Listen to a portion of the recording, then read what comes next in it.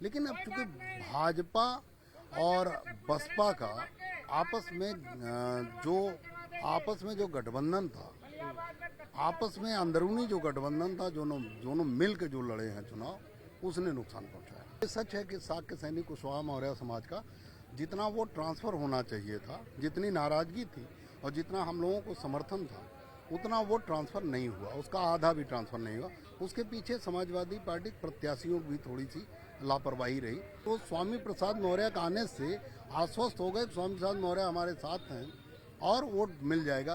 क्योंकि एक नेता हैं, उनका 2-4 जिले में प्रभाव हो सकता है, लेकिन पूरे उत्तर प्रदेश में प्रभाव नहीं। उत्तर प्रदेश विधानसभा चुनाव का रिजल्ट आया। हालांकि बीजेपी ने पूर्ण बहुमत से सरकार बना ली, लेकिन केशव देव मौर्य जो महान दल के राष्ट्रीय अध्यक्ष हैं और साफ तौर से वो इस समय मौजूद हैं, ये बताइए कि जिस तरीके से मैंडेट आया, बीजेपी ने सरकार बना ली, आप लोग दावा कर रहे थे, आप भी जब समाजवादी पार्टी के साथ खड़े हुए थे, नहीं बना पाए, क्या वजह रही?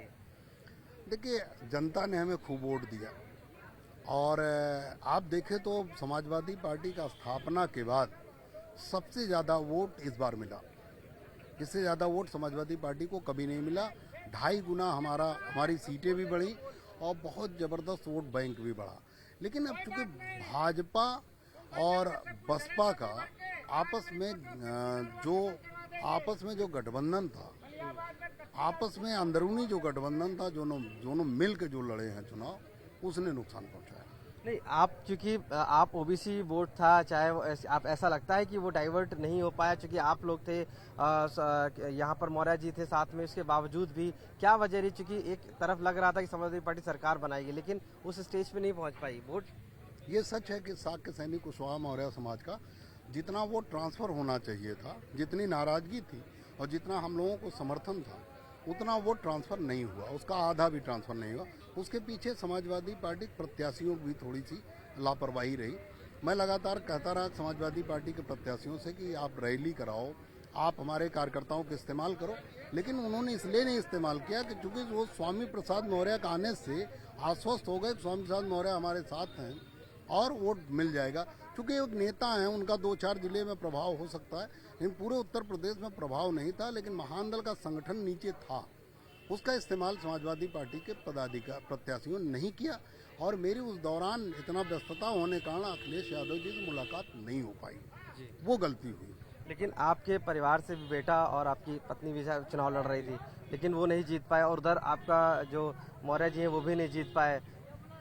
देखिए, हमें तो हराने के लिए भारतीय जनता पार्टी ने और बसपा एक हो गई। बिलसी में जहाँ मेरा बेटा लड़ रहा था, आज तक कभी भी वहाँ हमारे समाज का कोई प्रत्याशी नहीं उतरा किसी पार्टी से। लेकिन जब समाजवादी पार्टी ने वो सेफ सीट थी हमारे बेटे को दे दी, प्रकाश भैया को, तो उस समय जो है बसपा ने भी मौर्य उतार दिया प्रत्याशी शाक्य, और शाक्य प्रत्याशी उतार दिया, शाक्य मौर्य प्रत्याशी उतार दिया भाजपा ने भी, और अपने मजबूत प्रत्याशी को उतारा। इसके बावजूद हम अपना वोट लेने में सफल रहे। हमारे शाक्य मौर्य समाज का वहाँ वोट जितना था उसका हम 70% वोट लेके गए। यादव समाज का पूरा वोट हमें मिला 100%, मुस्लिम समाज का वोट मिला। लेकिन अब जो अलग का वोट थोड़ा बहुत और था, वो नहीं हम मैनेज कर पाए और वो उसे भारतीय जनता पार्टी ने मैनेज किया। भारतीय जनता पार्टी तो लोगों में नाराजगी थी, इस बात में संदेह नहीं है, लेकिन मैनेजमेंट, चुनावी मैनेजमेंट, हम भारतीय जनता पार्टी चुनावी मैनेजमेंट को प्रणाम करते हैं। उनका चुनावी मैनेजमेंट हमारे गठबंधन के मैनेजमेंट से बहुत बेहतर था, इसलिए वो चुनाव जीते। आपको लगता है कि उस चुनावी मैनेजमेंट को आप समाजवादी पार्टी या जो जुड़े हुए दल हैं वो फॉलो करेंगे तब? ये बिल्कुल सच है कि हमें भारतीय जनता पार्टी जहां से सोचती है वहां से सोचना पड़ेगा और हमें भी अपनी चुनावी रणनीति को उनके तरह बनाना होगा, उनके सापेक्ष बनाना होगा, नहीं तो हम उनसे चुनाव इतना आसानी से नहीं जीत पाएंगे।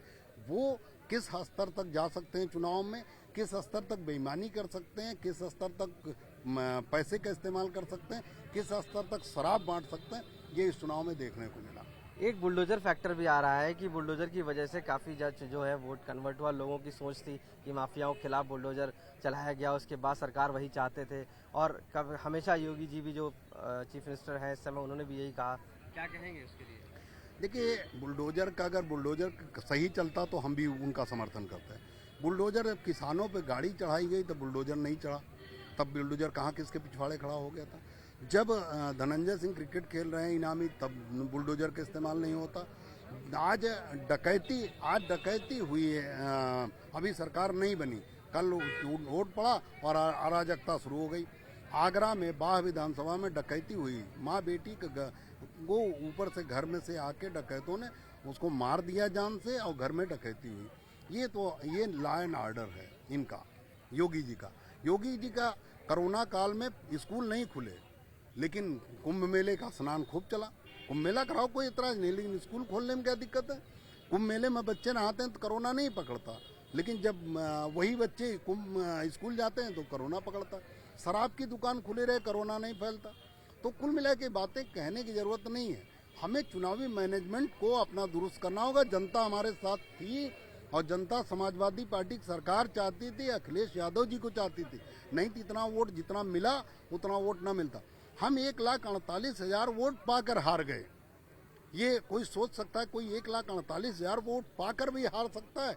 नहीं, केवल बसपा को अंदरूनी जो बसपा से गठबंधन था इनका, उस गठबंधन का हम लोगों ने काट नहीं सोची, नहीं तो हम सरकार बनाते और आज अखिलेश यादव जी मुख्यमंत्री। आखिरी सवाल है, क्योंकि आप भी एक तरीके से सहयोगी दल रहे हैं समाजवादी पार्टी के, और समाजवादी पार्टी ने सहयोगी दल चाहे आरएलडी रहा हो, इससे पहले बीएसपी के साथ भी रहे हैं और कहीं ना कहीं कांग्रेस के साथ में, वो सफल होता नहीं दिख रहा है। तो आपको लगता है कि इस स्ट्रैटेजी पे काम करने की जरूरत है, क्योंकि जिसके साथ गठबंधन किया अभी तक सरकार नहीं बना पाए?